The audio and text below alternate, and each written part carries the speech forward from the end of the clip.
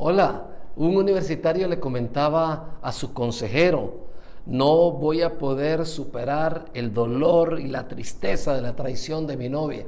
Y te voy a decir, la traición es una de las emociones, o el sentimiento, fui traicionado, es una de las emociones más terribles que pueden existir, porque es de una persona que tú no esperabas que te hiciera eso.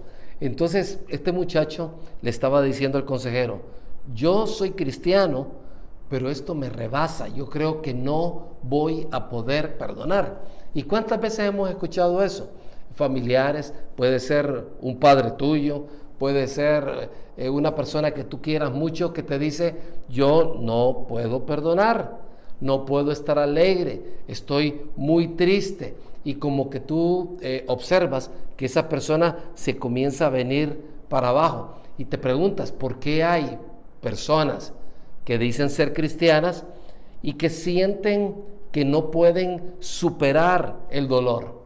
Bueno, una explicación fue precisamente lo que estábamos conversando la semana pasada. Todo cristiano tiene dos naturalezas. La Biblia dice que hay dos naturalezas que conviven, que cohabitan dentro de una persona cristiana: una naturaleza pecaminosa, una naturaleza que ya está muerta, que aunque ya fue crucificada con Cristo, tiene una gran voz reclamando y exigiendo.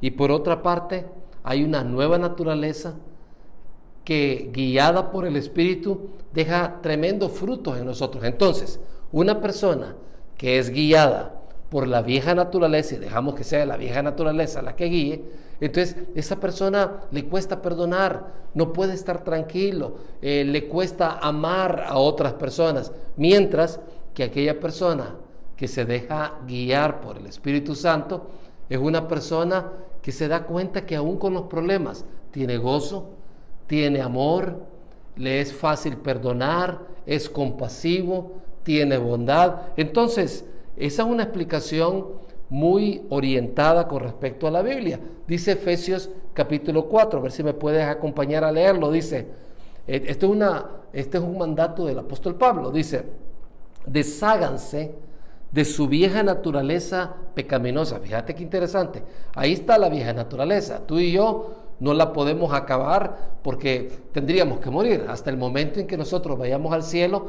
nos vamos a poder deshacer completamente de esa naturaleza pecaminosa. Pero dice: desháganse de su vieja naturaleza pecaminosa. ¿A qué se está refiriendo?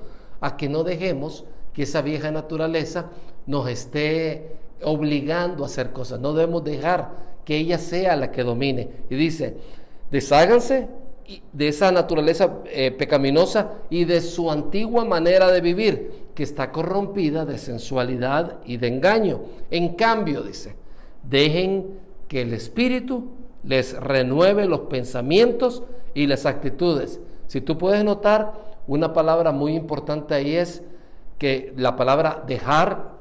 Yo debo de permitir que el Espíritu Santo pueda renovar esos pensamientos que en el pasado han sido tan dañados por engaño, por sensualidad y por otras mentiras que sin lugar a dudas está allí. Entonces, como puedes ver, es un mandato específico.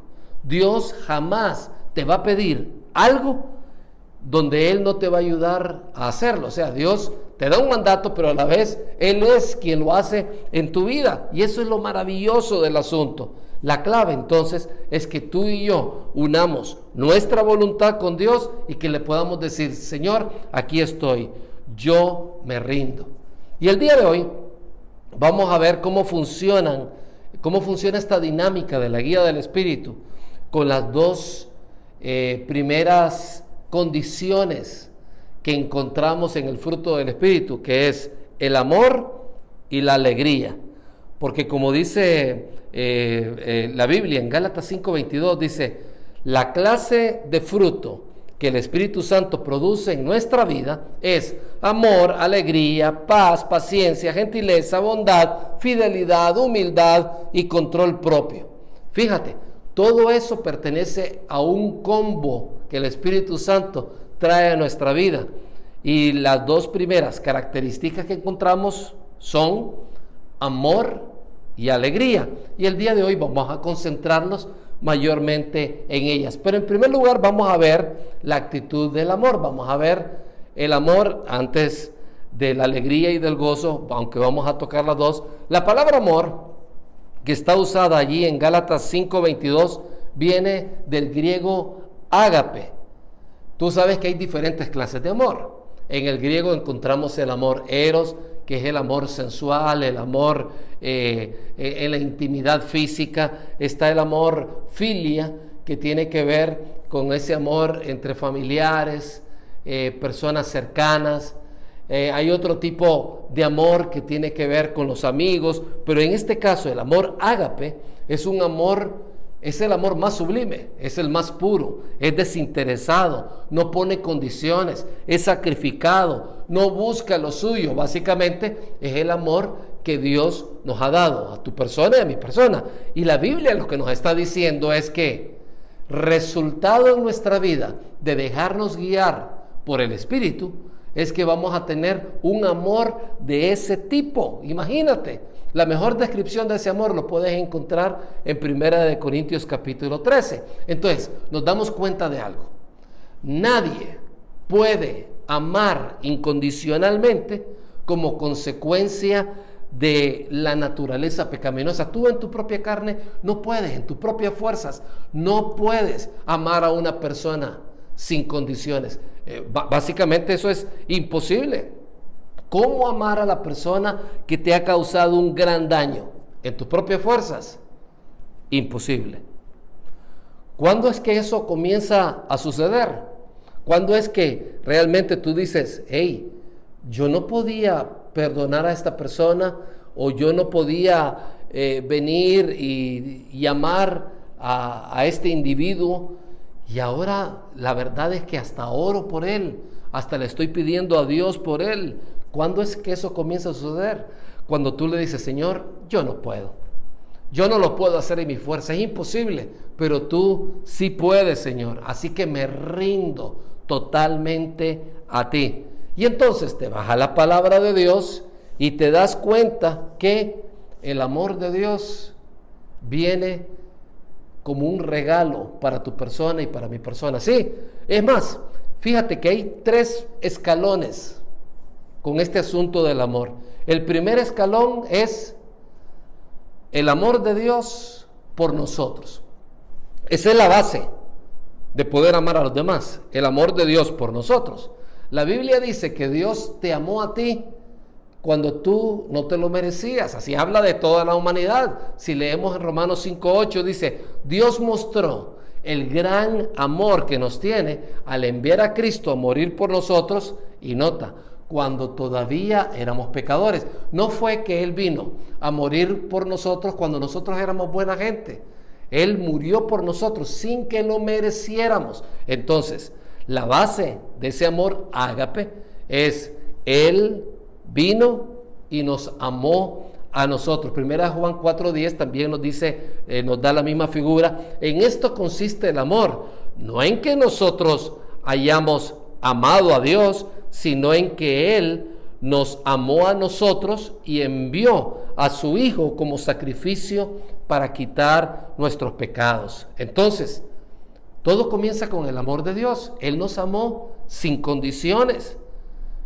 ¿Sabes que eres amado por Dios? ¿Sabes que eres perdonado por Él? ¿Cuál es tu reacción a ello? ¿Lo crees o no lo crees? ¿Lo rechazas o lo aceptas? Pero ahí está el amor de Dios por ti. Él te ama incondicionalmente. Y ese mismo amor es el que Él te quiere dar para que tú tengas con los demás. Ahora bien, hay un segundo escalón en esto del amor. Recordemos, el primer escalón es el amor de Dios por nosotros. El segundo escalón es nuestro amor a Dios como respuesta al amor que Él nos ha dado. Entonces, yo amo a Dios porque Él me amó a mí. Y eso lo encontramos en 1 Juan 4:19. Dice, nos amamos unos a otros porque Él nos amó primero. Fíjate qué maravilloso. Yo puedo amar a otra persona y puedo amar a Dios porque Él me amó primero a mí. Y el tercer escalón está implícito. Nuestro amor por nuestros hermanos y nuestros hermanos en la fe y por el resto de las personas es una muestra del amor de Dios en nuestra vida. Y entonces ahí encontramos los tres escalones. En 1 Juan 4:20 dice la Biblia: si alguien dice, amo a Dios, pero odia a su hermano, esa persona es mentirosa. Pues si no amamos a quien no podemos ver, ¿cómo vamos a amar a Dios? Si no amamos a quienes podemos ver, ¿cómo vamos a amar a Dios a quien no podemos ver? Y Él nos ha dado el siguiente mandato: los que aman a Dios, amen también a sus hermanos en Cristo. En otras palabras, si de verdad tú y yo conocemos a Dios, vamos a amar a los demás, si realmente lo conocemos. Si es algo teórico, si estamos dominados por la carne, va a ser imposible que puedas amar incondicionalmente a otras personas. Sin embargo, si yo conozco a Dios, que Dios es amor y que Dios produce amor en nuestra vida, vamos a amar a aquellas personas que nos rodean. Y ese amor gobierna todo lo que hacemos en relación a nuestros hermanos en Cristo, a nuestra familia, a nuestros compañeros de trabajo, a nuestros compañeros en la universidad. Entonces, es importante entender ese amor ágape. ¿Qué tanto se ha manifestado ese tipo de amor en tu vida hacia otras personas? ¿Qué tanto? La gente puede decir, fulano de tal es una persona que realmente me ama sin condiciones. Puede decir eso tu esposa de ti, puede decir eso tu papá o tu mamá. Si eres un joven adolescente, puede decir tu mamá: mi hijo me ama incondicionalmente. Si tú dices, no, yo creo que no puede decir eso, entonces necesitas urgentemente ser guiado por el Espíritu Santo y decirle: Señor, no lo puedo hacer. Porque, ¿sabes? Hay un gran peligro en todo este asunto. Y el gran peligro, yo creo que ya lo hemos conversado, es que tú y yo quisiéramos dar la imagen que estamos amando y lo hacemos simplemente como algo actuado, como algo en la carne, en nuestras propias fuerzas. ¿Y sabe cómo se llama eso? Se llama fraude. Eso te va a cansar, eso te va a frustrar, eso te va a fundir. Nadie puede amar en sus propias fuerzas. Es imposible que tú ames a tus padres, o a tus hijos, o a tu esposo, o a tu novia, o a tu novio en tus propias fuerzas. Es imposible. Y la razón, simple y sencillamente, porque ese amor no es de este mundo, es un amor sobrenatural. Amar sin condiciones es algo sobrenatural, no lo podemos hacer en nuestra propia fuerza. Entonces, sin gracia y sin el poder del Espíritu Santo, es imposible amar a otros. Entonces, viene la pregunta: ¿qué hacer para amar a otras personas? En primer lugar, unir tu voluntad a Él. Viene Dios, cuando tú unes tu voluntad a Él, derrama gracia. El Espíritu Santo viene y te entrega, como estamos diciendo, un combo con muchas cosas buenas: amor, gozo, paz, paciencia. Te lo entrega. ¿Y cuándo es que eso comienza a observarse en la vida de nosotros? Cuando tú y yo le decimos: Señor, ayúdame. Yo no puedo amar a las personas, ya me doy cuenta que es imposible, ayúdame. Así que me uno a ti en lo que tú quieres, me uno a tu voluntad en que yo pueda venir y amar a los demás. Sí, Señor, lo quiero hacer, pero no puedo, ayúdame. Entonces, cuando tú reconoces que no puedes en tus propias fuerzas, ¿sabes cómo se llama eso? Humildad. Y a Dios, si hay algo que le impresiona, es que tú y yo seamos humildes. Eso también implica rendirse ante Dios. Soy humilde, acepto que no puedo, me rindo ante Dios, y entonces comienzas a acercarte a Él, a Dios, porque ya estás rendido delante de Él, comienzas a entenderlo, comienzas a conversar con Él, y ¿sabes lo que sucede? Las personas alrededor comienzan a decir: gracias por tu amor, gracias por estar allí, gracias por amarme a pesar de todos mis errores. Va a venir tu mamá o tu papá y te van a decir: hijo o hija, gracias por amarnos aún con todo lo que nosotros hemos fallado. Te vas a poder acercar donde muchas otras personas y ellos van a reconocer que Dios está en ti por la manera como los has amado. Pero ¿cuál es el primer paso? Rendirte ante Dios. Ahora bien, hemos hablado del amor. Vamos a hablar un poquito del gozo, de la alegría. Qué difícil es estar alegre cuando tiene grandes problemas, ¿verdad que sí? Hay algunos que no pueden superar esa tristeza que le viene. Hay veces que yo digo, hey, fíjate que fulano de tal es una persona muy alegre, siempre anda haciendo chistes de todo, pasa en fiestas, en viajes. Hay que diferenciar la alegría del mundo con esta alegría o gozo que nosotros estamos en este momento buscando definir. Hay una tremenda diferencia. La alegría del mundo usualmente es pasajera. Te vas al cine y te ríes, ves una película y te relajas. Sin embargo, puede ser que después de ello una profunda tristeza te pueda venir e inundar. Para eso es que nosotros necesitamos el gozo de Dios. Ese gozo del cual hablamos es la alegría aún en medio de los sufrimientos, de los problemas y de los grandes dolores. De la misma forma, nadie puede tener gozo en medio de los problemas y en medio de las pruebas si no es guiado por el Espíritu Santo. Si tú eres guiado en la carne, no vas a poder tener gozo. El gozo aún en medio del sufrimiento es imposible. Nota lo que dice Primera de Tesalonicenses 1:16. Como tú sabes, vino el apóstol, le estaba hablando a los hermanos en Tesalónica y le decía: así que recibieron el mensaje con la alegría del Espíritu Santo, a pesar del gran sufrimiento que les trajo. De este modo nos imitaron a nosotros y también al Señor. Si nos detenemos un poco en ese versículo bíblico, dice: ellos recibieron el mensaje con la alegría de ¿quién? Si puedes leerlo, con la alegría del Espíritu Santo. En otras palabras, ellos tenían esa misma alegría a pesar del sufrimiento que las personas tenían en Tesalónica. Y dice, y ese gozo básicamente provocó que nos imitaran a nosotros y también al Señor. Al parecer, el gozo era una característica de Pablo, una característica de Jesús, una característica de muchos cristianos que estaban siendo perseguidos por su fe. Y si notas en el texto bíblico, la alegría no es nuestra. La alegría viene de parte de Dios. Considera el caso de Jesús en Isaías 53. Por si no lo habías leído, en Isaías 53 dice la Biblia, hablando de Jesús: mi siervo creció en la presencia del Señor como un tierno brote verde, como raíz en tierra seca. Esto es lo que llamamos una cristofanía en el Viejo Testamento. No había nada hermoso ni majestuoso en su aspecto, nada que nos atrajera hacia él. Fíjate lo que la Biblia está diciendo.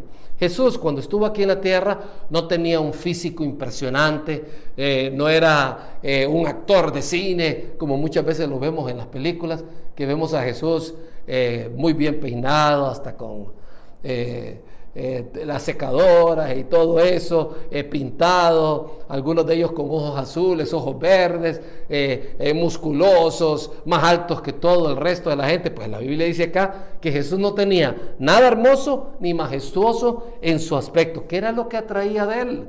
Su carácter. ¿Qué era lo que atraía de él? Su ser. Y en el versículo 3 nos sigue diciendo la Biblia, hablando de Jesús: fue despreciado y rechazado.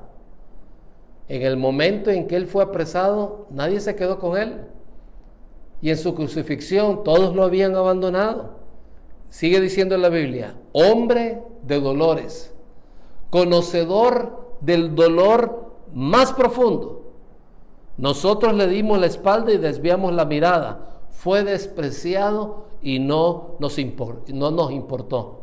A mí me impacta pensar que Jesús era un hombre de dolores, experimentado en sufrimiento. Pero fíjate que también la Biblia dice que Jesús era una persona alegre, que él contagiaba alegría alrededor. En Hebreos 1:9 lo podemos ver con mucha claridad. Dice: Amas la justicia y odias la maldad. Por eso Dios, tu Dios, te ha ungido derramando el aceite de alegría sobre ti más que sobre cualquier otro. Fíjate, Dios derramó alegría, la alegría que solamente puede venir del Espíritu Santo, en Jesucristo.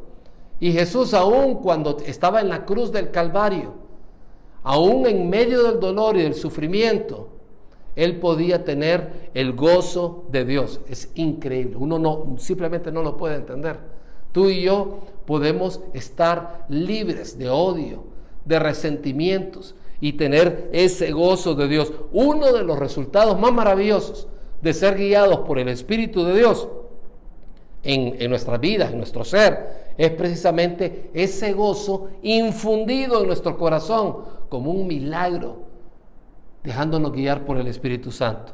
Ahora bien, quiero preguntarte, y aquí tus familiares que están a tu lado no te van a dejar mentir, ¿qué tanto se está manifestando el gozo del Espíritu Santo en ti? O si lo queremos personalizar, ¿qué tanto se está manifestando el gozo del Espíritu Santo en mi vida? Yo llegué a la casa de unos hermanos en Cristo. Pocas horas antes su hijo había fallecido trágicamente. Era un tremendo dolor. Cuando yo llegué donde ellos estaban, me sorprendió que la mamá del joven estaba leyendo la Biblia, orando con unas señoras. El Señor estaba hablando acerca de la grandeza de Dios y que aún a pesar de ese dolor, ellos no querían soltarse de las manos de Dios. ¿Saben lo que ellos estaban haciendo? Ellos estaban rindiendo delante de Dios. Ellos sabían que su hijo acababa de morir trágicamente, pero estaban sustentados con la Biblia, estaban orando, y en medio de ese dolor ellos podían pensar con claridad. El gozo de Dios fue muy patente en ellos en medio del dolor. Así que, como te puedes dar cuenta, para el cristiano el dolor es inevitable, pero el sufrimiento es opcional. Tú y yo jamás vamos a poder evitar el dolor por mucho que hagamos esfuerzo. Van a venir momentos de dolores en tu vida. Muchas veces vas a tener momentos cuando la vida te va a golpear muy fuerte. Ahora bien, el dolor es inevitable, pero el sufrimiento es opcional. Y si puedes notar nuevamente, la oración y la exposición a la palabra de Dios hace la gran diferencia. Cuando tú y yo nos sabemos amados incondicionalmente por Dios, eso trae un gozo que no puede ser comprado o ganado por nuestros esfuerzos o por las circunstancias. Sabernos perdonados gratuitamente por Dios nos trae una alegría natural de la que somos inundados. Sabernos cuidados por la gracia soberana de Dios nos trae tranquilidad. Y de eso vamos a estar conversando la próxima semana. Sabernos libres de la culpa para dejar de pretender ser algo que no somos, es algo que nos relaja y alegra nuestro corazón. Sabernos que estamos en paz con Él nos trae alegría. Como ves, todo pasa a través del Evangelio.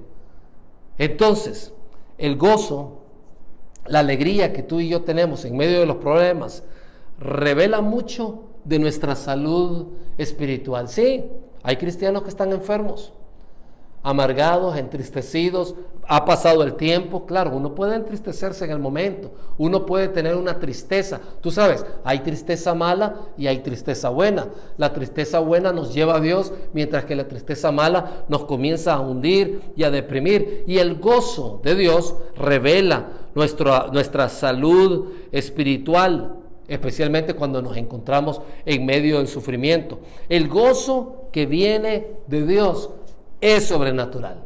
El dolor es inevitable, el sufrimiento es opcional. Sufres porque así lo quieres, sufrimos porque lo hemos decidido de esa manera, y dejamos de amar también porque así lo decidimos. Pero cuando es el Señor quien lo hace en nuestra vida, todo cambia. Así que hoy es el momento nuevamente de ser guiados por el Espíritu Santo. Vea su palabra con un corazón puro. Decirle: Señor, yo no puedo amar, Yo no puedo tener gozo si tú no lo traes a mi vida. Ve donde Él, abre su palabra, comienza a conversar con Él. Dile lo que quieres decirle. A Dios le encanta comunicarse contigo. Y vas a ver grandes milagros en tu ser. Piensa en eso y encuentra descanso en Dios. Vamos a orar. Mientras tienes los ojos cerrados, yo te pregunto, ¿eres una persona permanentemente triste? ¿Eres alguien que le cuesta amar a los demás? Hoy es el momento en que tú le puedas decir a Dios: Señor, yo quiero el día de hoy rendirme totalmente delante de Dios. De ese Dios que vino a morir en esa cruz aunque no lo merecía. Ese Dios que vino y me amó a pesar de yo ser pecador. Hoy es el momento en que tú le puedas decir a Dios, ahí en la tranquilidad de tu mente: Señor, yo decido rendirme ante ti, buscarte a través de tu palabra, conversar contigo, Señor. Te ruego de que hagas que el amor y la alegría sobrenatural pueda venir a mi ser. Pídele a Dios, no una vez, continuamente, en diferentes momentos del día, a través de los días y las semanas, que esa sea la tónica real dentro de tu vida. Gracias, Señor. Nos rendimos delante de ti y reconocemos que no podemos amar ni tener gozo si tú no lo haces en nuestra vida. Gracias por esa guía y ese regalo del Espíritu Santo en nuestra vida. En el nombre de Cristo Jesús oramos. Amén. Amén.